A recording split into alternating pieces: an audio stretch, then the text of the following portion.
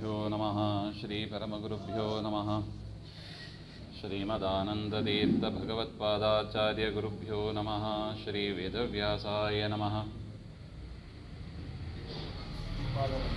ನರಸಿಂಹೋऽಖಿಲಾಜ್ಞಾನಮತಧ್ವಾन्तದಿವಾಕರः ಜಯತ್ಯಮಿತಸಜ್ಞಾನಸುಖಶಕ್ತಿಪಯೋನಿಧಿः ವ್ಯಾಸಾಯ ಭವನಾಶಾಯ ಶ್ರೀಶಾಯ ಗುಣರಾಶಯೇ ಹೃದ್ಯಾಯ ಶುದ್ಧವಿದ್ಯಾಯ ಮಧ್ವಾಯ ಚ ನಮೋ ನಮಃ. ಪ್ರಥಮೋ ಹನುಮಾನ್ ನಾಮ ದ್ವಿತೀಯೋ ಭೀಮ ಏವ ಚ ಪೂರ್ಣಪ್ರಜ್ಞಸ್ತೃತೀಯಸ್ತು ಭಗವತ್ಕಾರ್ಯಸಾಧಕಃ. ಆಪಾದಮೌಲಿಪರ್ಯಂತಂ ಗುರುಣಾಮಾಕೃತಿಂ ಸ್ಮರೇತ್ ತೇನ ವಿಘ್ನಾಃ ಪ್ರಣಶ್ಯಂತಿ ಸಿದ್ಧ್ಯಂತಿ ಚ ಮನೋರಥಾಃ. ಪೂಜ್ಯಾಯ ರಾಘವೇಂದ್ರಾಯ ಸತ್ಯಧರ್ಮರಥಾಯ ಚ ಭಜತಾಂ ಕಲ್ಪವೃಕ್ಷಾಯ ನಮತಾಂ ಕಾಮಧೇನವೇ. ಧ್ರುವಾದಿಧ್ವಾन्तರವಯೇ ವೈಷ್ಣವೇಂದೀವರೆಂದವೇ ಶ್ರೀರಾಘವೇಂದ್ರ ಗುರವೇ ನಮೋऽತ್ಯಂತದಯಾಳವೇ.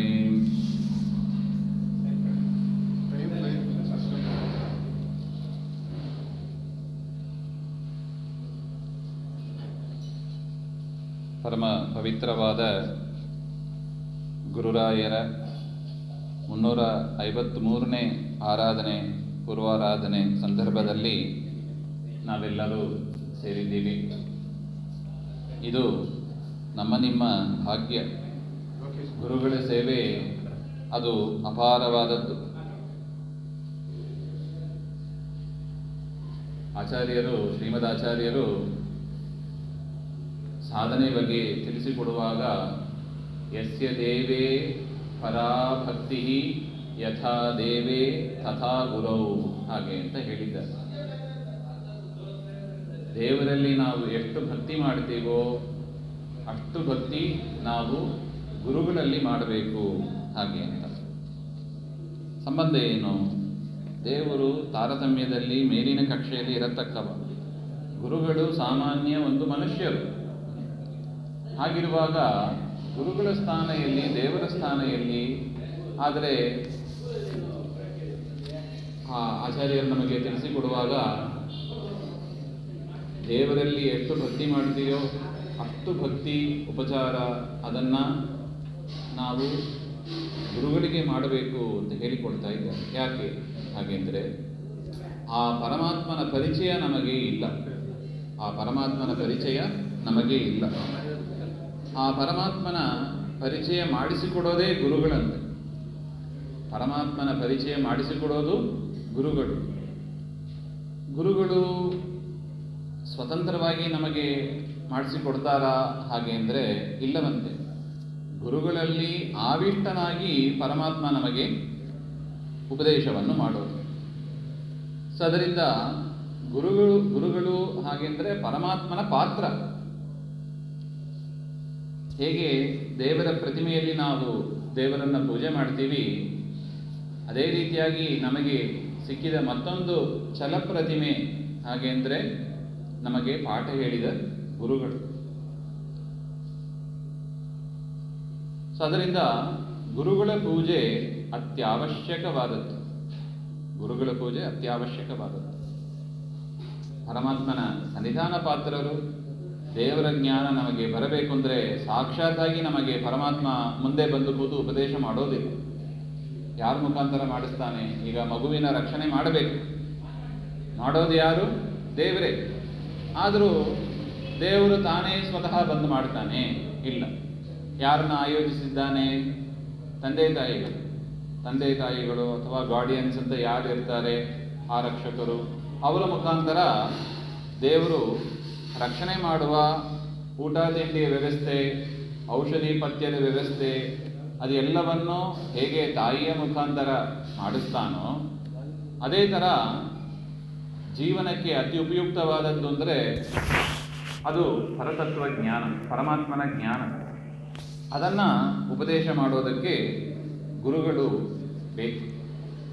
ಆ ಗುರುಗಳಲ್ಲಿ ಸನ್ನಿಹಿತನಾಗಿ, ಹೇಗೆ ತಂದೆ ತಾಯಿಗಳ ಒಳಗೆ ಸನ್ನಿಹಿತನಾಗಿ ಪರಮಾತ್ಮ ರಕ್ಷಣೆಯನ್ನು ಮಾಡ್ತಾನೆ, ಶರೀರದ ಪೋಷಣೆಯನ್ನು ಮಾಡ್ತಾನೆ, ಅದೇ ರೀತಿಯಾಗಿ ಗುರುಗಳ ಒಳಗೆ ಇದ್ದು ನಮಗೆ ಜ್ಞಾನೋಪದೇಶವನ್ನು ಮಾಡತಕ್ಕವ ಅದು ಪರಮಾತ್ಮನೇ ಹಾಗೆ ಅಂತ. ಅದರಿಂದ ತಂದೆ ತಾಯಿಯರ ಪೂಜೆ ಅವಶ್ಯಕ, ಅದೇ ರೀತಿಯಾಗಿ ಗುರುಗಳ ಪೂಜೆಯೂ ಕೂಡ ಅವಶ್ಯಕ.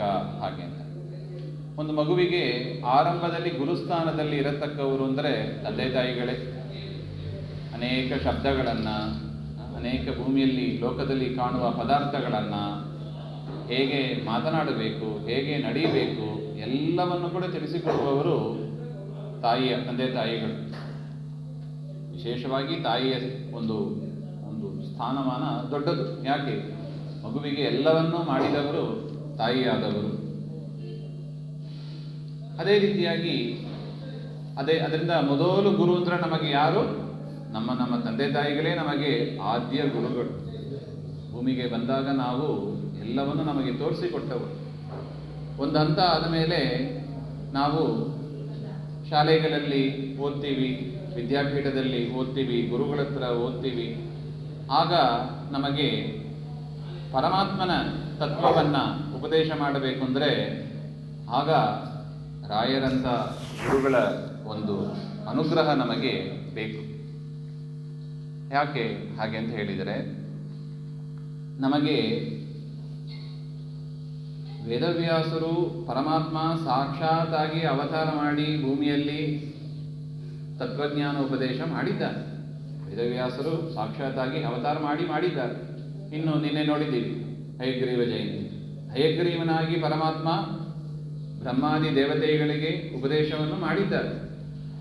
ಆ ತತ್ವಜ್ಞಾನ ನಮ್ಮ ತನಕ ಮುಟ್ಟಬೇಕು. ಹಾಗೆ ಅಂದರೆ ಆ ಒಂದು ಗುರು ಪರಂಪರೆ ಅದು ಅತ್ಯವಶ್ಯಕ. ಶ್ರೀಮನ್ ಮಧ್ವಾಚಾರ್ಯರು, ಅವರ ಪರಂಪರೆಯಲ್ಲಿ ಬಂದ ಪದ್ಮನಾಭ ತೀರ್ಥರು, ಟೀಕಾಕೃತ್ಪಾದರು, ವಿಜಯೇಂದ್ರ ಸ್ವಾಮಿಗಳು, ರಾಘವೇಂದ್ರ ಸ್ವಾಮಿಗಳು, ಆ ಒಂದು ಗುರು ಪರಂಪರೆ ನಮಗೆ ಅತ್ಯವಶ್ಯಕ.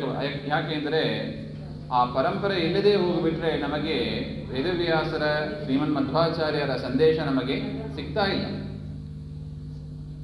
ವೇದವ್ಯಾಸರ, ಶ್ರೀಮನ್ ಮಧ್ವಾಚಾರ್ಯರ ಸರ್ವಮೂಲ ಗ್ರಂಥಗಳು, ಟೀಕಾಕೃತ್ಪಾದರ ಗ್ರಂಥಗಳು ನಮಗೆ ಅರ್ಥ ಆಗಬೇಕು ಅಂದರೆ ನಮ್ಮ ಮಟ್ಟಕ್ಕೆ ಇಳಿದು ವ್ಯಾಖ್ಯಾನ ಮಾಡುವ ಒಂದು ಗುರುಗಳು ಬೇಕಾಗಿತ್ತು. ಅದನ್ನು ಮನಗಂಡು ರಾಯರು ಸರಳವಾದ ಒಂದು ತತ್ವಜ್ಞಾನದ ಬೋಧ ಬರತಕ್ಕ ಒಂದು ಗ್ರಂಥಗಳನ್ನು ನಮಗೆ ಮಾಡಿಕೊಟ್ಟಿದ್ದಾರೆ ಮಹನೀಯರು. ಅದರಿಂದ ನಾವು ಗುರುಗಳ ಮುಖಾಂತರ ಓದಿದಾಗ ಆ ರಾಯರ ಗ್ರಂಥಗಳು ನಮಗೆ ಸರಳವಾಗಿ ಅರ್ಥ ಆಗ್ತದೆ. ಅದರಿಂದ ನಾವು ತತ್ವಜ್ಞಾನವನ್ನು ಪಡೆದು ನಾವು ಉದ್ಧಾರವನ್ನು ಮಾಡಬೇಕು, ಉದ್ಧಾರ ಆಗಬೇಕು ಹಾಗೆ ಅಂತ. ಅದರಿಂದ ಆಚಾರ್ಯರು, ಶ್ರೀಮನ್ ಮಧ್ವಾಚಾರ್ಯರು ನಮಗೆ ತಿಳಿಸಿಕೊಡೋದು ಪರಮಾತ್ಮನಲ್ಲಿ ಹೇಗೆ ಭಕ್ತಿ ಉಪಚಾರಗಳನ್ನು ಮಾಡ್ತೀವೋ ಅಷ್ಟು ಭಕ್ತಿ ಉಪಚಾರಗಳನ್ನು ಗುರುಗಳಲ್ಲಿ ನಾವು ಮಾಡಬೇಕು. ಯಾಕೆಂದರೆ ಗುರುಗಳ ಒಳಗಿದ್ದು ಆ ಗ್ರಂಥಗಳನ್ನು ರಚನೆ ಮಾಡಿ, ಆ ಗ್ರಂಥಗಳನ್ನು ಪಾಠ ಮಾಡಿ ನಮಗೆ ಅನುಗ್ರಹ ಮಾಡಿದವರು ಅದು ಪರಮಾತ್ಮ. ಅದರಿಂದ ಆ ಪರಮಾತ್ಮನ ನಮಗೆ ಸಿಗೋದು ಗುರುಗಳ ಒಳಗೆ ಹಾಗೆ ಅಂತ. ಇಷ್ಟಾದ ಮೇಲೆ ರಾಯರ ಬಗ್ಗೆ ನಾವು ಹೇಳಬೇಕಾದ ಒಂದು ವಿಚಾರ ಗೋಪಾಲದಾಸರು ತಾವೇ ಹೇಳಿಬಿಡ್ತಾರೆ ನೋಡಿ. ಆ ಹೆಸರಿನ ಒಂದು ಮಹಿಮೆ ನೋಡಿ, ರಾಘವೇಂದ್ರ ಅಂತ ಇದೆ, 4 ಅಕ್ಷರ ಇದೆ. ಈ 4 ಅಕ್ಷರದ ಮಹಿಮೆ ಏನು ಹಾಗೆ ಅಂತ ನಮಗೆ ಅರ್ಥ ಆಗೋದಿಲ್ಲ. ಹೇಳ್ತಾರೆ ನೋಡಿ, ಗುರು ರಾಘವೇಂದ್ರರ ಚರಣ ಕಮಲವ ಸ್ಮರಿಸುವ ಮನುಜರಿಗೆ. ಯಾರು ರಾಯರ ಪಾದವನ್ನು ಸ್ಮರಣೆ ಮಾಡ್ತಾರೆ ಅವರಿಗೆ ಆಗತಕ್ಕ ಬಂದ ದುರಿತಗಳು ಎಲ್ಲವೂ ಕೂಡ ದೂರವಾಗ್ತದೆ, ಕಷ್ಟ ಕಾರ್ಪಣ್ಯಗಳು ದೂರವಾಗುತ್ತದೆ. ಹಾಗೆ ಅನೇಕ ಪವಾಡಗಳನ್ನು ನಾವು ಕೇಳ್ತೀವಿ, ಅನೇಕ ಪವಾಡಗಳು. ಮೊದಲನೇ ಅಕ್ಷರ ರಾ ಹಾಗೆ ಅಂತ, ರಾಘವೇಂದ್ರ ಹಾಗೆ. ರಾ ಹಾಗೆ ಅಂದರೆ ಏನರ್ಥ? ಗೋಪಾಲದಾಸರೇ ಬರೀತಾರೆ, ರಾಯನ್ನೇ ರಾಶಿ ದೋಷಗಳೆಲ್ಲ ದಹಿಸುವ ಹಾಗೆ ಅಂತ. ನಮ್ಮಲ್ಲಿರತಕ್ಕ ದೋಷಗಳನ್ನೆಲ್ಲ ಪರಮಾತ್ಮ ದಹನ ಮಾಡ್ತಾನೆ. ಗುರುಗಳ ಒಳಗಿದ್ದು ಪರಮಾತ್ಮ ದಹನ ಮಾಡ್ತಾನೆ. ಅಲ್ಲ, ದೋಷ ಇದ್ದರೆ ಏನಾಯಿತು? ದೋಷ ನಮ್ಮಲ್ಲಿ ಇದ್ದರೆ ಏನಾಗ್ತದೆ ಅಂದರೆ, ಕಸ ನಮ್ಮಲ್ಲಿ ಇದ್ದರೆ ಏನಾಗ್ತದೆ ಹಾಗೆಂದರೆ ದೇವರು ಬಂದು ಕೂಡೋದಿಲ್ಲ. ದೇವರು ಬಂದು ಕೂಡಬೇಕು ಅಂದರೆ ಏನಾಗಬೇಕು? ಶುದ್ಧ ಆಗಬೇಕು. ಈಗ ನೋಡಿ, ನೆಲ ಶುದ್ಧ ಮಾಡಬೇಕು, ಗೋಮಯ ಹಾಕಿ ಶುದ್ಧ ಮಾಡಿ ರಂಗವಲ್ಲಿ ಹಾಕಿ ಅದರ ಮೇಲೆ ಪೀಠವನ್ನಿಟ್ಟು ಪರಮಾತ್ಮನ ಪೂಜೆಯನ್ನು ಮಾಡ್ತೀವಿ. ಅದೇ ರೀತಿಯಾಗಿ ನಮ್ಮ ಹೃದಯ ಮಂಟಪದಲ್ಲಿ ಪರಮಾತ್ಮ ಬರಬೇಕು ಅಂದರೆ ಅಲ್ಲಿ ಮಲ ಇರಬಾರ್ದು. ಆ ಮಲವನ್ನು ತೆಗೆದುಹಾಕುವ ಕೆಲಸವನ್ನು ಆ ರಾ ಎನ್ನುವ ಒಂದು ಅಕ್ಷರ ಮಾಡುತ್ತದೆ. ಹಾಗೆ ಈ ನೋಡಿ, ದೋಷಗಳು ಅಂದರೆ ಪಾಪಗಳು. ಇನ್ನೇ ಈ ಪಾಪಗಳಿಂದ ನಮಗೇನಾಗ್ತದೆ ಹಾಗೆಂದರೆ ಜ್ಞಾನ ಮಾರ್ಗದಲ್ಲಿ ಹೋಗ್ಲಿಕ್ಕಾಗೋದಿಲ್ಲ. ನಾವು ಹಿಂದೆ ನೋಡಿದ್ದೀವಿ, ತತ್ವಜ್ಞಾನವೇ ನಮಗೆ ಮುಖ್ಯ. ಭೂಮಿಗೆ ಬಂದಿರೋದೇ ತತ್ವಜ್ಞಾನವನ್ನು, ಪರಮಾತ್ಮನ ತತ್ವಜ್ಞಾನವನ್ನು ಪಡೆಯೋದಕ್ಕೆ ನಾವು ಬಂದಿರೋದು. ಆದರೆ ಕೆಲವರಿಗೆ ಆ ತತ್ವಜ್ಞಾನ ಅದು ಮುಟ್ಟೋದೇ ಇಲ್ಲ. ಕಾರಣ ಏನು? ಪಾಪ, ದೋಷಗಳು, ಪಾಪಗಳು. ಅದೇನಾಗ್ತದೆ? ಅದು ಪ್ರತಿಬಂಧಕವಾಗ್ತದೆ. ಒಂದು ರೀತಿಯಾಗಿ ಗೇಟ್ ಹಾಕಿ ಕ್ಲೋಸ್ ಮಾಡಿದಂಗೆ ನಮಗೆ ಎಂಟ್ರಿನೇ ಸಿಗೋದಿಲ್ಲ. ಅದರಿಂದ ಅನೇಕ ರೀತಿಯಾದ ಪಾಪಗಳಿರುತ್ತವೆ. ಕೆಲವು ಪಾಪಗಳಿಂದ ರೋಗ ರುಜಿನಗಳನ್ನು ಅನುಭವಿಸ್ತೇವೆ. ಕೆಲವು ಪಾಪಗಳಿಂದ ತತ್ವಜ್ಞಾನ ಇಲ್ಲದೆ ಹೋಗ್ಬಿಡುತ್ತದೆ.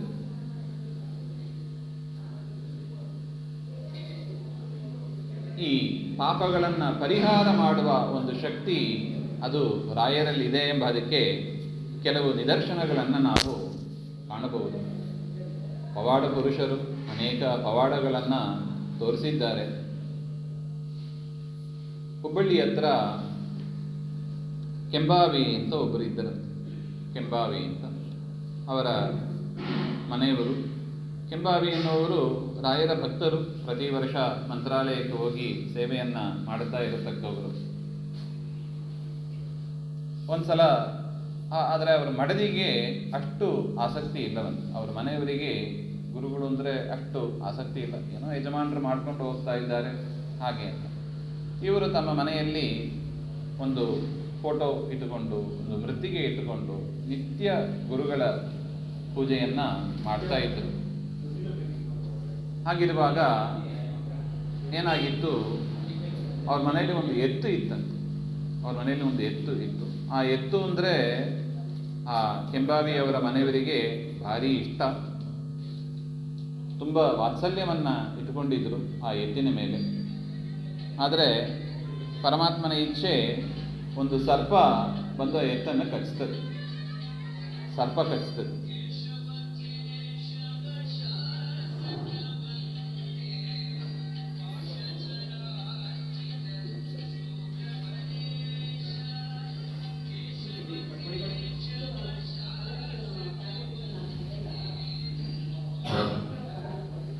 ಆ ಸರ್ಪ ಕಚ್ಚಿದಾಗ ಆ ಬಾಯಿಯಿಂದ ನೊರೆಯನ್ನು ಹಾಕಿ ಪಾಪ ಎತ್ತು ಕೆಳಗೆ ಬಿದ್ದೋಗ್ತದೆ. ಅದನ್ನು ಆ ಸ್ತ್ರೀ, ಆ ಮಹಿಳೆ ನೋಡ್ತಾರೆ. ತುಂಬ ಪ್ರೀತಿ ಮಾಡ್ತಾ ಇದ್ದ ಎತ್ತು ಅದು, ಹೀಗಾಗೋಯ್ತಲ್ಲ ಹಾಗೆ ಅಂತ ತುಂಬ ವ್ಯಥೆ ಆಯಿತು. ಏನು ಟ್ರೀಟ್ಮೆಂಟ್ ಕೊಡಬೇಕು, ಏನು ಮಾಡಬೇಕು, ಏನು ಗೊತ್ತಿಲ್ಲ ಅವರಿಗೆ. ಆ ಸಂದರ್ಭದಲ್ಲಿ ಅವರ ಪತಿ ಹೇಳಿದ ಮಾತು ಅವರಿಗೆ ನೆನಪಿಗೆ ಬಂತು. ನೋಡು, ನಿನಗೇನೇ ಕಷ್ಟ ಬಂದಾಗಲೂ ಕೂಡ ರಾಯರನ್ನು ಸ್ಮರಿಸಿಕೋ, ನಿನಗೆ ಕಷ್ಟ ಪರಿಹಾರ ಆಗ್ತದೆ ಅಂತ ಒಂದು ಕಿವಿ ಮಾತು ಹೇಳಿ ಇಟ್ಟಿದ್ರು. ಅದರಿಂದ ಅವರು ಏನು ಮಾಡೋದಂತ ಗೊತ್ತಿಲ್ಲದೆ ಹೇಳಿದ್ದಾರಲ್ಲ ಅಂತ ಹೇಳಿ ಆ ಒಂದು ಫೋಟೋ, ರಾಯರ ಫೋಟೋ, ಭಾವಚಿತ್ರ, ಆ ಭಾವಚಿತ್ರಕ್ಕೆ ಪೂಜೆಯನ್ನು ಮಾಡಿ ಒಂದು ಆ ಮೃತ್ತಿಗೆಯನ್ನು ಒಂದು ಪಾತ್ರೆಯಲ್ಲಿ ನೀರಿನಲ್ಲಿ ಕರಗಿಸಿ ಆ ಎತ್ತಿಗೆ ಕೊಡ್ತಾರೆ. ಬಲವಂತ ಮಾಡಿ ಕುಡಿಸಿದಾಗ ನಿರೀಕ್ಷೆ ಮಾಡ್ತಾ ಇದ್ದಾರೆ, ಏನಾಗ್ತದೆ ಸ್ವಾಮಿ, ನೀನೇ ಕಾಪಾಡಬೇಕು, ಗುರುಗಳೇ ನೀವೇ ಕಾಪಾಡಬೇಕು ಹಾಗೆ ಅಂತ ಶರಣಾಗತರಾದಾಗ 10 ನಿಮಿಷದಲ್ಲಿ ಆ ಎದ್ದು ನಿಂತಿತ್ತಂತೆ. 10 ನಿಮಿಷದಲ್ಲಿ ಎದ್ದು ನಿಂತಿತ್ತು. ಇನ್ನೇನು ಪ್ರಾಣ ಬಿಡಬೇಕಾದ ಹಸು ಅದು, ಗುರುಗಳ ಕರುಣೆ ಎದ್ದು ನಿಂತಿತ್ತು. ಈ ರೀತಿಯಾಗಿ ನಾವು ನೋಡ್ತಾ ಹೋದರೆ ಆ ಮಹಿಳೆಗೆ ಎಷ್ಟು ಪಾಪ ಬರಬೇಕಾಗಿತ್ತು. ಆ ಪಾಪವನ್ನೆಲ್ಲ ಪರಿಹಾರ ಮಾಡಿ ಗುರುಗಳು ತಮ್ಮ ಹಿರಿಮೆಯನ್ನು ತೋರಿಸಿಕೊಟ್ಟಿದ್ದಾರೆ. ಗುರುಗಳು ಅಂದರೆ ಸಾಮಾನ್ಯ ಅಲ್ಲ, ಗುರುಗಳ ಸ್ಥಾನ ಭಾರಿ ದೊಡ್ಡ ಸ್ಥಾನ ಅದು. ಅದನ್ನು ತೋರಿಸಿಕೊಟ್ಟು. ರಾ ಎಂದರೆ ದೋಷಗಳನ್ನೆಲ್ಲ ದಹಿಸುವ. ನಮ್ಮಲ್ಲಿರತಕ್ಕ ದೋಷ, ನಮಗೆ ದೇವರ ಮಾತು ಅಂದರೆ ವಿಶ್ವಾಸನೇ ಇರಲ್ಲ ನೋಡಿ. ಒಂದು ರೀತಿಯಾಗಿ ಆ ಮಹಿಳೆ ಇದ್ದಾಗೆ ನಾವು ದೇವರು, ದೇವರ ಶಾಸ್ತ್ರ, ದೇವರ ಮಾತು, ದೇವರ ಸ್ತೋತ್ರ, ದೇವರ ಹಾಡು ಬೇಡರಿ, ಮುಖ ಕಹಿಯಾಗಿಬಿಡುತ್ತದೆ. ನಾಳೆ ನೋಡೋಣ, ಮುಂದೆ ನೋಡೋಣ, ರಿಟೈರ್ಮೆಂಟ್ ಆದ ಮೇಲೆ ನೋಡೋಣ, ನೆಕ್ಸ್ಟ್ ಜನ್ಮದಲ್ಲಿ ನೋಡೋಣ, ಹೀಗೆ ಪೋಸ್ಟ್ಪೋನ್ ಮಾಡ್ತಾ ಬರ್ತೀವಿ ನಾವು. ಹಂಗಾಗಬಾರ್ದಂತೆ. ನರಜನ್ಮ ಬಂದಾಗ ನಾಲಿಗೆ ಇರುವಾಗ ಕೃಷ್ಣ ಎನ್ನಬಾರದೆ ಅಂತ ದಾಸರು ತಿಳಿಸಿಕೊಟ್ಟಂತೆ ಪ್ರತಿ ಕ್ಷಣವನ್ನು ನಾವು ದೇವರ ಸೇವೆಗೆ ಅಂತ ಮೀಸಲಿಡಬೇಕು ಹಾಗೆ ಅಂತ. ಈ ರೀತಿಯಾಗಿ ಪಾಪಗಳು, ಆ ಪಾಪದಿಂದ ಬರತಕ್ಕ ಅನೇಕ ರೋಗಗಳು. ಒಬ್ಬರು ಇನ್ನೊಂದು ಘಟನೆಯನ್ನು ಹೇಳ್ತಾರೆ. ಒಬ್ಬರಿಗೆ ಕುಷ್ಠರೋಗ ಬಂದಿತ್ತಂತೆ. ಮಂತ್ರಾಲಯಕ್ಕೆ ಹೋಗಿ ರಾಯರ ಸೇವೆಯನ್ನು ಮಾಡ್ತಾರೆ. ಸೇವೆಯನ್ನು ಮಾಡಿದಾಗ ಅವರಿಗೆ ಗುಣ ಆಗ್ತಾ ಬಂತು. ತುಂಗಭದ್ರಾ ನದಿಯ ಸ್ನಾನ, ಹಗಲು ಬೆಳಿಗ್ಗೆ ಮತ್ತು ಸಾಯಂಕಾಲ ಪ್ರದಕ್ಷಿಣೆ ನಮಸ್ಕಾರ, ಅಲ್ಲಿ ರಾಯರ ಪ್ರಸಾದ, ಮೃತ್ತಿಕಾ ಲೇಪನ, ಇಷ್ಟು ಮಾಡಿಕೊಂಡದ್ದಕ್ಕೆ ಅವರಿಗೆ ಕುಷ್ಠರೋಗ ಪರಿಹಾರ ಆಯಿತು. ಕುಷ್ಠರೋಗ ಪರಿಹಾರ ಆದ ಮೇಲೆ ಅವರಿಗೆ ಆ ಹೊರಗಿನ ಚರ್ಮದಲ್ಲಿ ಕೆಲವು ಸಿಂಪ್ಟಮ್ಸ್ ಅಂತ ಏನು ಹೇಳ್ತಾರೆ ಅಷ್ಟು ಮಾತ್ರ ಉಳಿದಿತ್ತು, ಒಳಗೆ ರೋಗ ಪರಿಹಾರ ಆಗಿತ್ತು. ಸರಿ ಅಂತ ಊರಿಗೆ ವಾಪಸ್ ಬಂದರು.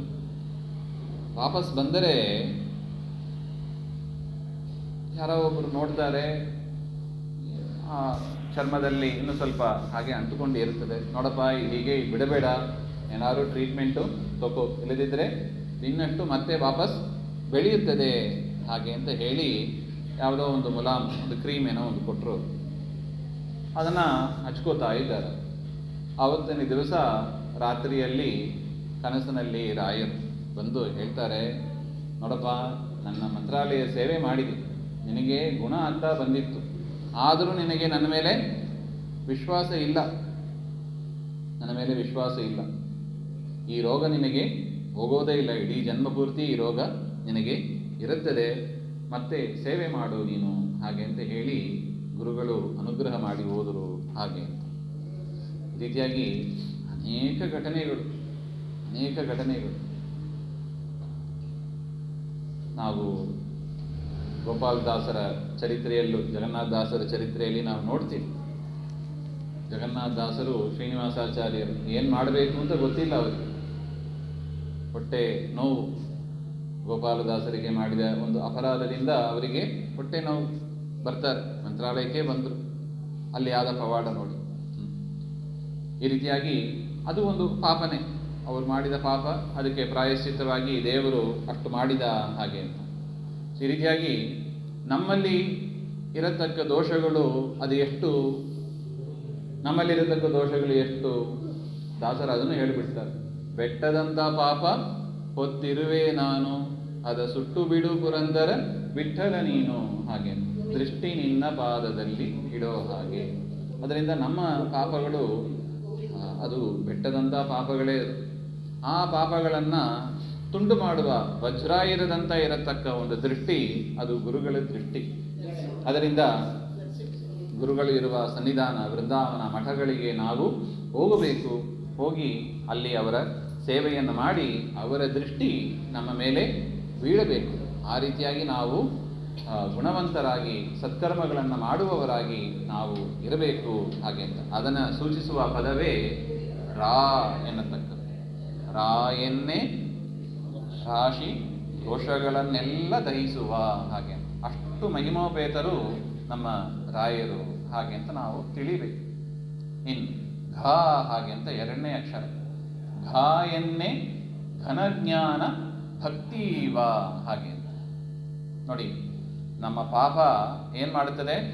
ಶಾಸ್ತ್ರ ಓದದಂತೆ ಮಾಡುತ್ತದೆ, ತತ್ವಜ್ಞಾನ ಬರದಂತೆ ಮಾಡುತ್ತದೆ. ಆದರೆ ಗುರುಗಳ ಸೇವೆ ಮಾಡಿ, ಗುರುಗಳ ನಾಮಸ್ಮರಣೆ ಮಾಡಿ ಆ ಪಾಪವನ್ನೆಲ್ಲ ಪರಿಹಾರ ಮಾಡಿಕೊಂಡ್ರೆ ಮುಂದಿನ ಮೆಟ್ಲು ಯಾವುದು? ಜ್ಞಾನ ಭಕ್ತಿ. ಜ್ಞಾನ ಭಕ್ತಿ ಸಾಧನೆಗೆ ಅತಿ ಉಪಯುಕ್ತವಾದದ್ದು ಅಂತ ಆಚಾರ್ಯರು ಹೇಳುವಾಗ ಸೂತ್ರ ಭಾಷ್ಯದಲ್ಲಿ ಶ್ರವಣಂ ಮನನಂ ಚೈವ ಧ್ಯಾನಂ ಭಕ್ತಿ ತಥೈವ ಚ ಹಾಗೆ ಅಂತ ಹೇಳಿ ಇದೇ ಪ್ರಧಾನವಾದ ಸಾಧನ ನಮಗೆ ಪರಮಾತ್ಮನ ಅನುಗ್ರಹವನ್ನು ತಂದುಕೊಡೋದು ಅಂದರೆ ಯಾವುದು? ಶ್ರವಣಂ ಮನನಂ ಚೈವ ಧ್ಯಾನಂ ಭಕ್ತಿ ತಥೈವ ಚ ಹಾಗೆ ಅಂತ ಹೇಳ್ತಾರೆ. ಸ್ಕಂದ ಪುರಾಣದ ಮಾತು ಇದು. ಈ ರೀತಿಯಾಗಿ ಪರಮಾತ್ಮನ ಶ್ರವಣ ಮನನ ಧ್ಯಾನ ಭಕ್ತಿ ಇದೇ ನಮಗೆ ತಾರಕ, ನಮ್ಮನ್ನು ಉದ್ಧಾರ ಮಾಡುವುದೇ ಅದು. ರಾಯರ ಸ್ಮರಣೆ ಮಾಡಿದರೆ ನಮಗೆ ಆ ಜ್ಞಾನವನ್ನು ತಂದುಕೊಡ್ತಾರೆ. ಅದರಿಂದ ನೀವು ಈಗ ಒಂದೊಂದು ಡಾಕ್ಟ್ರು ಒಂದೊಂದಕ್ಕೆ ತೋರಿಸ್ತಾರೆ. ಕಣ್ಣಿಗೆ ಬೇರೆ ಡಾಕ್ಟ್ರು, ಅವರ ಹತ್ರ ಏನು ತೋರಿಸುವಂತೆ ಇಲ್ಲ, ಕಿವಿ ತೋರಿಸುವಂತೆ ಇಲ್ಲ. ಕಿವಿ ತೋರಿಸಿದರೆ ಗೋವಿಂದ. ಇನ್ನು ಕೆಲವು ಡಾಕ್ಟ್ರು ಆರ್ಥೋಪೆಡಿಕ್ ಅಂತ ಇರ್ತಾರೆ, ಮೂಳೆ ಅದರ ಸಂಬಂಧಪಟ್ಟ ಡಾಕ್ಟರ್ ಸ್ಪೆಷಲಿಸ್ಟ್ ಆಗಿ ಇರ್ತಾರೆ. ಆದರೆ ನೋಡಿ, ನಮ್ಮ ತತ್ವಜ್ಞಾನವನ್ನು ಪಡೆದು ಗುರುಭಕ್ತಿ ಮಾಡಿ ಹರಿಭಕ್ತಿ ಮಾಡಿದ ರಾಯರು ಎಲ್ಲವನ್ನೂ ಸಮರ್ಥನೆ ಮಾಡುವ ಸಾಮರ್ಥ್ಯ ಇದೆ ಅವರಿಗೆ. ಅದನ್ನು ಆ ಸ್ತೋತ್ರದಲ್ಲೇ ನೋಡ್ತೀವಿ ನೋಡಿ. ದೀಪ ಸಂಯೋಜನಾ ಜ್ಞಾನಂ ಉತ್ತರಲಾಭೋ ಭವೇದ್ರುವಂ ಹಾಗೆ ಅಂತ. ಗುರುಗಳ ಮುಂದೆ, ಬೃಂದಾವನ ಮುಂದೆ 2 ತುಪ್ಪದ ದೀಪ ಹಚ್ಚಿಡಬೇಕಂತ. ಪ್ರತಿ ದಿವಸ ನಾವು ದೀಪವನ್ನು ಹಚ್ಚುವ ಒಂದು ಕೆಲಸವನ್ನು ಮಾಡಬೇಕು. ಅಷ್ಟು ಮಾಡಿ ರಾಘವೇಂದ್ರ ಅಂತ ಗುರು ಸ್ಮರಣೆ ಪೂರ್ವಕ ಗುರುನಾಮ ಸ್ಮರಣೆ ಮಾಡ್ತಾ ಹೇಳಿದರೆ ನಮಗೆ ಜ್ಞಾನ ಭಕ್ತಿ ಎಲ್ಲವನ್ನು ಕೊಡ್ತಾರೆ ಹಾಗೆಂಬುದನ್ನು ಗೋಪಾಲದಾಸರು ಸೂಚನೆ ಮಾಡ್ತಾ ಇದ್ದಾರೆ. ಘಾಯನ್ನೇ ಘನಜ್ಞಾನ ಭಕ್ತಿವ ಹಾಗೆ ಅಂತ ನೋಡಿ. ಮೊದಲು ಪಾಪ ಪರಿಹಾರ ಮಾಡಿದರು. ಪಾಪ ಪರಿಹಾರ ಮಾಡಿ ಪರಮಾತ್ಮನ ತತ್ವಜ್ಞಾನ, ಪರಮಾತ್ಮನಲ್ಲಿ ಭಕ್ತಿ, ಇದನ್ನು ನಮಗೆ ರಾಯರು ಕೊಡ್ತಾರೆ. ಇದಾದ ಮೇಲೆ ಮುಂದೆ ಏನು? ಪಾಪ ಪರಿಹಾರ ಆಯಿತು, ಪರಮಾತ್ಮನ ಜ್ಞಾನ ಬಂತು, ಪರಮಾತ್ಮನಲ್ಲಿ ಭಕ್ತಿ ಬಂತು. 3ನೇದು ಹುಟ್ಟು ಸಾವು ದೂರ ಮಾಡಬೇಕು, ಹುಟ್ಟಬಾರದು. ನೋಡಿ, ಇದು ನಮ್ಮದು ಗುರಿ. ಇದು ದಾಸರು ನಮಗೆ ನಿನ್ನ ಜೀವನದ ಗುರಿ ಏನು ಅಂತ ಒಂದು ರೀತಿಯಾಗಿ 2 ವ್ಯಾಖ್ಯಾನ ಆಯಿತು. ರಾಘವೇಂದ್ರ ಎನ್ನುವ ಶಬ್ದದ ಒಂದು ಅರ್ಥವನ್ನು ಹೇಳ್ತಾ ಇದ್ದಾರೆ.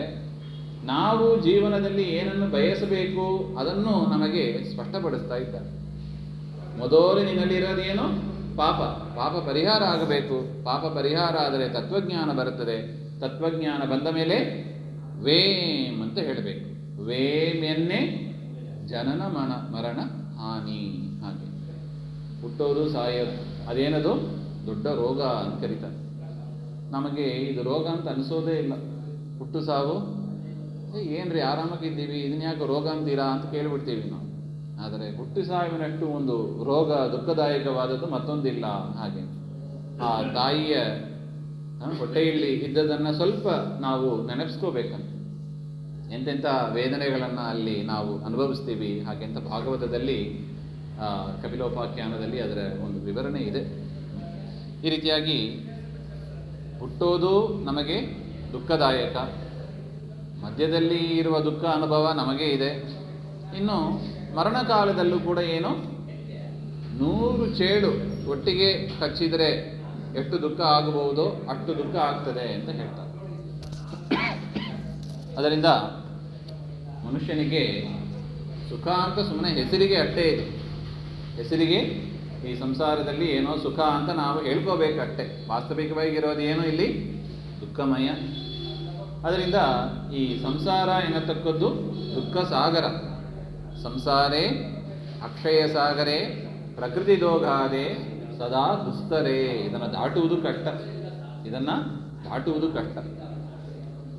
ನಮ್ಮಿಂದ ದಾಟಕ್ಕಾಗೋದಿಲ್ಲ. ಹಡಗು ಬೇಕು, ಹಡಗು ಓಡಿಸುವವರು ಬೇಕು. ಅವರೆಲ್ಲ ಯಾರು? ಗುರುಗಳು. ಆ ಒಂದು ಸಂಯೋಗ ನಮಗೆ ಆಗುವಂತೆ ಮಾಡತಕ್ಕವರು ರಾಯರು. ಹಾಗೆ ಅದರಿಂದ ಏನು ಬೇಡ, ರಾಘವೇಂದ್ರ ಅಂತ ಹೇಳಿ ಸ್ಮರಣೆ ಮಾಡಿದರೆ ಸಾಕು. ಪಾಪ ಪರಿಹಾರ ಆಗ್ತದೆ, ತತ್ವಜ್ಞಾನ ಭಕ್ತಿ ಬೆಳೆಯುತ್ತದೆ ಮತ್ತು ಜನನ ಮರಣ ಹಾನಿ. ನಾವು ಕೇಳ್ತೀವಿ ಅಲ್ಲಿ ವೆಂಕಣ್ಣ ಅಂತ, ನೀರು ಬಡಿಸುವ ವೆಂಕಣ್ಣ ಅಂತ ಕೇಳ್ತೀವಿ. ಅವರ ಚರಿತ್ರೆಯಲ್ಲಿ ಹಾಗೆ ಕೇಳಿದರಂತೆ. ರಾಯರು ಅವರಿಗೆ ಪಾದಪೂಜೆ ಮಾಡ್ತಾ ಇರುವವರು, ನೀರು ತಂದು ಬಡಿಸುವವರು, ನೀರು ಬಡಿಸುವ ವೆಂಕಣ್ಣ ಅಂತಲೇ ಪ್ರಸಿದ್ಧ. ಏನು ಬೇಕು ಅಂತ ಕೇಳಿದ್ರಂತೆ. ನನಗೆ ಮೋಕ್ಷ ಬೇಕು ಹಾಗೆ ಅಂತ ಹೇಳಿದ್ರಂತೆ.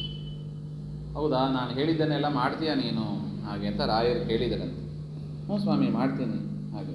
ಒಂದು ದೊಡ್ಡ ಒಂದು ಕುಂಡ ರೆಡಿ ಮಾಡಿದರು, ಅಗ್ನಿ ಸಿದ್ಧಪಡಿಸಿದರು, ಪರಮಾತ್ಮನ ವಿಶೇಷ ಆರಾಧನೆಯನ್ನು ಮಾಡಿದರು ರಾಯರು. ಹೊತ್ತು ಕೆಂಡಕ್ಕೆ ಆರತಿಯ ಹೋಮಕುಂಡದಲ್ಲಿ ಆರತಿಯ. ಹ್ಞೂ ಸ್ವಾಮಿ ನೀವು ಹೇಳಿದರೆ ಮುಗೀತು. ನೋಡಿ, ಎರಡನೇ ಮಾತಿಲ್ಲ. ನಂಬಿ ಕೆಟ್ಟವರಿಲ್ಲವೋ ಈ ಗುರುಗಳ, ನಂಬದೇ ಕೆಟ್ಟರೆ ಕೆಡಲಿ ಹಾಗೆ ಅಂತ. ಗುರುಗಳ ಮೇಲೆ ವಿಶ್ವಾಸ ಇಡಬೇಕು. ವಿಶ್ವಾಸೋ ಫಲದಾಯಕ ಅಂತ ಹೇಳ್ತಾರೆ. ವಿಶ್ವಾಸೋ ಫಲದಾಯಕ, ವಿಶ್ವಾಸದಿಂದ ನಾವು ಮಾಡಬೇಕು. ಅವರು ಮಾಡಿದರು. ಆಗ ಅವರು ಹಾರಿದಾಗ ವಿಮಾನ ಬಂದು ಅದರಲ್ಲಿ ಘಂಟಾನಾದ, ಆ ವಿಮಾನದ ಧ್ವನಿ ಎಲ್ಲರಿಗೂ ಕೇಳಿಸ್ತು ಹಾಗೆ ಅಂತ ಹೇಳ್ತಾರೆ. ಈ ರೀತಿಯಾಗಿ ಮೋಕ್ಷ ಅಪೇಕ್ಷಿತ ಪ್ರದಾತಾನ್ಯೋ ರಾಘವೇಂದ್ರ ಅನ್ನೋ ವಿದ್ಯತೆ. ನಿಮಗೇನು ಅಪೇಕ್ಷೆ ಇದೆ ಅದೆಲ್ಲವನ್ನೂ ಕೂಡ ಕೊಡುವ ಸಾಮರ್ಥ್ಯ ಅವರಿಗೆ ಇದೆ. ಆದರೆ ನಾವೇ ಅವರನ್ನು ಸರಿಯಾಗಿ ಅರ್ಥ ಮಾಡ್ಕೋತಾ ಇಲ್ಲ, ಉಪಯೋಗಿಸ್ಕೋತಾ ಇಲ್ಲ.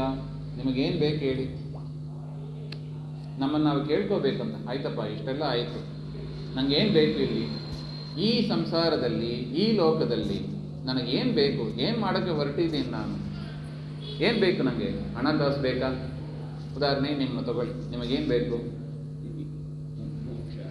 ಮೋಕ್ಷ. ನೋಡಿ, ಇದೇ ಆ ಮಾತು ಬರಬೇಕು. ನನಗೇನು ಬೇಕು? ಮೋಕ್ಷ ಆದರೆ ಸಾಕಪ್ಪ. ಮೋಕ್ಷದ ಮಾರ್ಗ ಏನು? ಆ ರಾಘವೇಂದ್ರ ಶಬ್ದವೇ ಹೇಳ್ತಾ ಇದೆ. ಈಗ ಮೋಕ್ಷ ನನಗೆ ಆಗ್ತಾ ಇಲ್ಲ. ಯಾಕೆ? ಪಾಪ ಪ್ರತಿಬಂಧಕವಾಗಿದೆ, ಪಾಪ ಹೋಗಬೇಕು. ಮತ್ತೆ ಯಾಕೆ ಮೋಕ್ಷ ಆಗ್ತಾ ಇಲ್ಲ? ಜ್ಞಾನ ಭಕ್ತಿ ಇಲ್ಲ, ಪರಮಾತ್ಮನ ತತ್ವಜ್ಞಾನ, ಪರಮಾತ್ಮನ ಭಕ್ತಿ ಇಲ್ಲ, ಅದು ಬೇಕು. ಇನ್ನು ಹುಟ್ಟು ಸಾವು, ಇದಾದರೆ ನಮಗೆ ಹುಟ್ಟು ಸಾವು ಪರಿಹಾರ ಆಗ್ತದೆ. ಅದರಿಂದ ಒಂದು ನಾಮ ಸಾಕು, ಒಂದೇ ನಾಮವು ಸಾಲದೆ ಅಂತ ಹೇಳ್ತಾರೆ ನೋಡಿ ದಾಸರು. ಶ್ರೀಹರಿ ಎಂಬ ಒಂದೇ ನಾಮವು ಸಾಲದೆ, ಅಷ್ಟೇ ಹೆಸರು ರಾಘವೇಂದ್ರ. ಶ್ರವಣ ಮನನ, ಅವರ ಗ್ರಂಥಗಳನ್ನು ಓದಿ ಅವರ ನಾಮಸ್ಮರಣೆ ಮಾಡ್ತಾ ಇದ್ದರೆ ಸಾಕು, ಪಾಪ ಪರಿಹಾರ, ಜ್ಞಾನಭಕ್ತಿಯಾದಿಗಳು ಬೆಳೆಯುತ್ತದೆ. ಜನನ ಮರಣ ಹಾನಿ. ದ್ರಾಯನ್ನೇ ದ್ರವಿಣಾಕ್ಷ ಶ್ರುತಿಪಾದ್ಯನ ಕಾಂಬ ಅಂತ ಪರಮಾತ್ಮನ ಸಾಕ್ಷಾತ್ಕಾರ ಆಗ್ತದೆ, ನಮಗೆ ಅಪರೋಕ್ಷ ಜ್ಞಾನ ಆಗ್ತದೆ. ಅದು ನಮ್ಮ ಜೀವನದ ಗುರಿ. ಅದರಿಂದಲೇ ನಮಗೆ ಮೋಕ್ಷ. ಪರಮಾತ್ಮನ ಜ್ಞಾನ ಆಗಬೇಕಲ್ಲ. ಪರಮಾತ್ಮನನ್ನು ಶ್ರವಣ ಮನನ ಅಷ್ಟೇ ಮಾಡಿರ್ತೀವಿ, ಆದರೆ ಹೃದಯದ ಕಣ್ಣು, ಮನಸ್ಸಿನ ಕಣ್ಣು, ಅಪ್ರಾಕೃತವಾದ ಮನಸ್ಸಿನ ಕಣ್ಣದು, ಅದರಿಂದಲೂ ಕೂಡ ನಾವು ದೇವರನ್ನು ಕಾಣಬೇಕು. ಹಾಗಿದ್ರೆ ಮಾತ್ರ ಮೋಕ್ಷ. ಮತ್ತೆ ಆ ಕಣ್ಣು ಬೇಕು ಅಂದರೆ ದಾಸರು ಹೇಳ್ಬಿಡ್ತಾರೆ, ಅದಕ್ಕೂ ಹೊಸ ಕಣ್ಣು ಏನೆಗೆ ಅಚ್ಚದಿ ಬೇಕು ಜಗದಂಬ ಪರಮಾತ್ಮನ ಕಾಣುವುದಕ್ಕೆ ಹಾಗೆ ಅಂತ ಒಂದು ಪಂಕ್ತಿ ಬರುತ್ತದೆ. ಈ ರೀತಿಯಾಗಿ ನಮಗೆ ಆ ಕಣ್ಣು ಬೇಕು, ಒಳಕಣ್ಣು. ಆ ಒಳಕಣ್ಣನ್ನು ಕೂಡ ರಾಯರು ನಮಗೆ ಕೊಟ್ಟು ಅನುಗ್ರಹವನ್ನು ಮಾಡ್ತಾರೆ ಹಾಗೆ ಅಂತ ಹೇಳಿ, ಈ ಒಂದು ಆರಾಧನಾ ಸಂದರ್ಭದಲ್ಲಿ ನಾವು ಮಾಡಬೇಕಾದ್ದು ಒಂದೇ. ಆ ಗೋಪಾಲದಾಸರು ತಿಳಿಸಿಕೊಟ್ಟಂತೆ ರಾಘವೇಂದ್ರ ರಾಘವೇಂದ್ರ ರಾಘವೇಂದ್ರ ಅಂತ ಇಷ್ಟು ಹೇಳಿದರೆ ಸಾಕು. ಈ ಅರ್ಥ ತಿಳಿದು ನಾವು ಒಂದು ದಿವಸ ಒಂದು ಸಲ ಈ ಅರ್ಥ ಚಿಂತನೆ ಮಾಡೋಣ, ಆ ಪಂಕ್ತಿಯನ್ನು ಹೇಳೋಣ. ರಾಯನ್ನೇ ರಾಶಿ ದೋಷಗಳೆಲ್ಲ ದಯಿಸುವ, ಘಾಯನ್ನೇ ಘನಜ್ಞಾನ ಭಕ್ತಿ ಇವ, ವೇಮ್ಯನ್ನೇ ವೇಗರಿ ಜನನ ಮರಣ ದೂರ, ದ್ರಾಯನ್ನೇ ದ್ರವಿಣಾಕ್ಷ ಶ್ರುತಿಪಾದ್ಯನ ಕಾಂಬ, ಗುರುರಾಘವೇಂದ್ರರ ಚರಣಕಮಲವ ಸ್ಮರಿಸಿರಿ ಹಾಗೆ ಅಂತ ಒಟ್ಟು ಆ ವಿಚಾರವನ್ನು ಹೇಳ್ತಾ ಇದ್ದಾರೆ. ಇಲ್ಲಿಗೆ ಈ ಒಂದು ಆರಾಧನಾ ಸಂದರ್ಭದಲ್ಲಿ ಎರಡು ಮಾತುಗಳು. ಗುರುಗಳ ಮಹಿಮೆ ಅದು ಅಪಾರವಾದದ್ದು, ಸಮುದ್ರ ಇದ್ದಾಗೆ. ಅದರ ಒಂದು ಬಿಂದು ನಾವು ಗುರುಗಳ ಅನುಗ್ರಹದಿಂದ ನಾವು ನಿಮ್ಮ ಮುಂದೆ ಪ್ರಸ್ತಾಪ ಮಾಡಿರೋದು. ಇದರಲ್ಲಿ ದೋಷಗಳಿದ್ದರೆ ನನ್ನದು, ಗುಣಗಳಿದ್ದರೆ ನಮಗೆ ಪಾಠ ಹೇಳಿದ ಗುರುಗಳು ಅಂತ ಹೇಳ್ತಾ, ಈ ಒಂದು ಪ್ರವಚನಕ್ಕೆ ಅನುಕೂಲ ಮಾಡಿಕೊಟ್ಟ ಈ ಮಠದ ಪದಾಧಿಕಾರಿಗಳು ಕೂಡ ಅಭಿನಂದನೆಗಳನ್ನು ಸಲ್ಲಿಸುತ್ತಾ ಈ ಎರಡು ಮಾತುಗಳನ್ನು ಶ್ರೀ ರಾಘವೇಂದ್ರ ತೀರ್ಥ ಗುರುವಂತರ್ಗತ, ಭಾರತೀರಾಮನ ಮುಖ್ಯ ಪ್ರಾಣಾಂತರ್ಗತ, ಶ್ರೀ ರಾಮಚಂದ್ರಾಭಿನ್ನ ಶ್ರೀ ಲಕ್ಷ್ಮೀ ನರಸಿಂಹ ಪ್ರಯಾಣ ಪ್ರೀತ್ಯರ್ಥಂ ಸುಪ್ರೀತೋ ವರದೋ ಭವತು. ಶ್ರೀ ಕೃಷ್ಣಾರ್ಪಣಮಸ್ತು. ಶ್ರೀ ಹರೇ ನಮಃ.